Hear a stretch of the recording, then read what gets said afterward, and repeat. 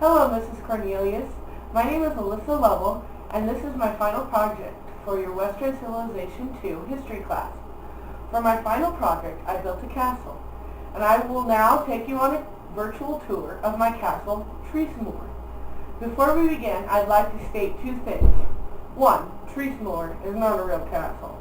And two, my castle is not built to scale. The following is a list of materials I used to build my castle.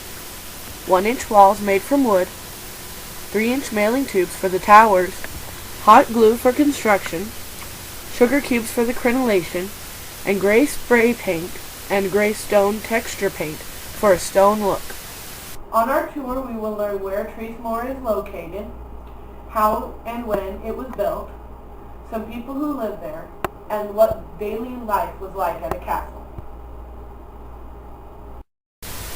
Treisemoor is located in what is referred to today as the Lake District of northwestern England, which is famous for its beautiful forests, mountains, and lakes.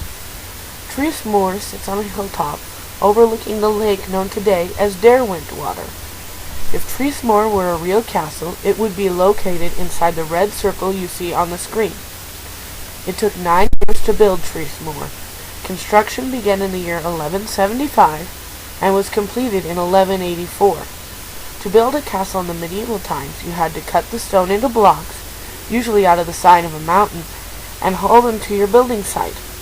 Then the castle had to be blueprinted. An abundance of time went into mapping out how to properly build the castle. I can only imagine how hard the geometry would have been back then without calculators and the mathematical devices we have today. Welcome to Treisemoor. This is the gatehouse. This is the outer wall.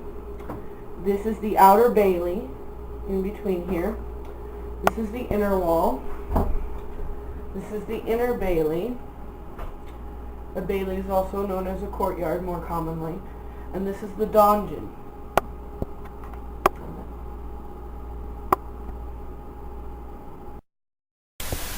Both the outer and inner walls have battlements so that the guards can survey the area for threats to the castle.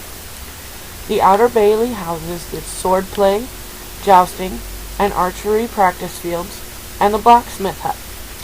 The inner bailey houses the stables, outdoor kitchen, bakery, wash house, armory, and the vegetable and herb gardens.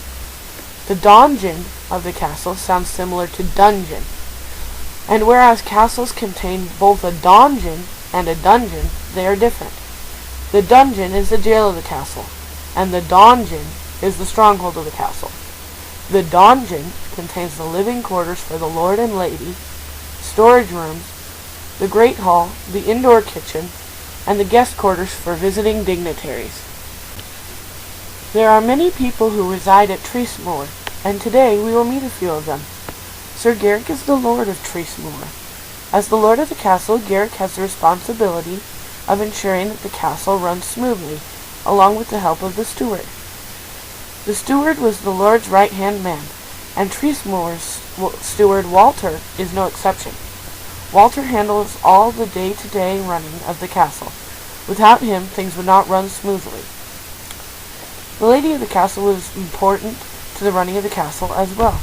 At Treisemoor, Lady Emmeline handles the duties like the daily menu and directing the cleaning and care of the donjon. Agatha is Lady Emmeline's lady-in-waiting.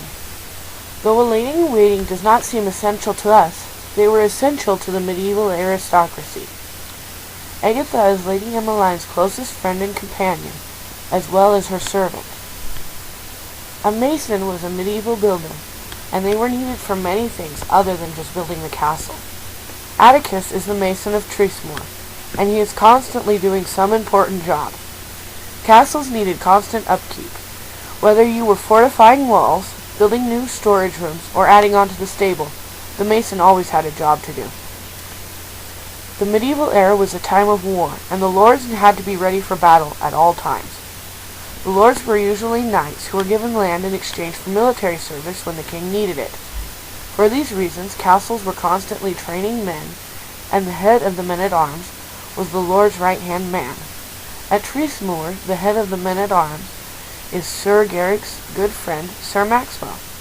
Sir Garrick asked Sir Maxwell to come live at Treisemoor because he was a landless knight and he was good at training men. The busiest daily job at Treisemoor is the daily training of the men-at-arms to keep them in battle condition.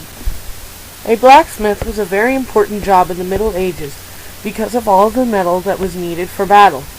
Treisemoor's blacksmith, Matthias, is Agatha's husband, and he has one of the busiest jobs at Treisemoor. Some common everyday tasks for Matthias are shoeing horses and forging or repairing weapons, armor, or chainmail. The baker and head cook at Treisemoor is Milo, and he is in charge of the essential job of feeding the castle folk. These are just a few people who are imperative to the proper daily function at Treisemoor. In the medieval era, there was a reason for everything, and names had a big meaning to the people of the time. The original coat of arms for Treisemoor was a gold lion rampant on a field of navy. The lion signified strength, courage, and honor, so the castle was named after the Gaelic word for strength, Trees. Right now, the video will show you a slideshow of some coat of arms that I found.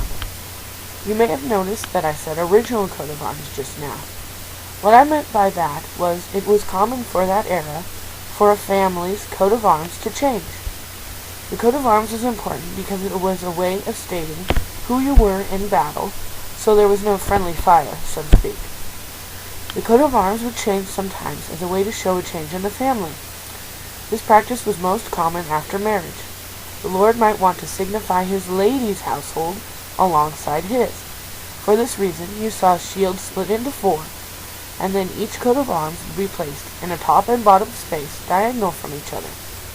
Lady Emmeline was the only child of the prestigious Rosewell family, and when she married Sir Garrick, they combined the two coats of arms of their families.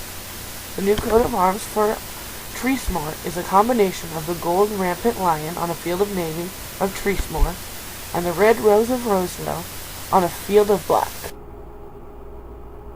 Thank you for visiting us here at Treisemoor, and on behalf of Sir Garrick and Lady Emmeline, I invite you to come back anytime for a visit. Bye-bye!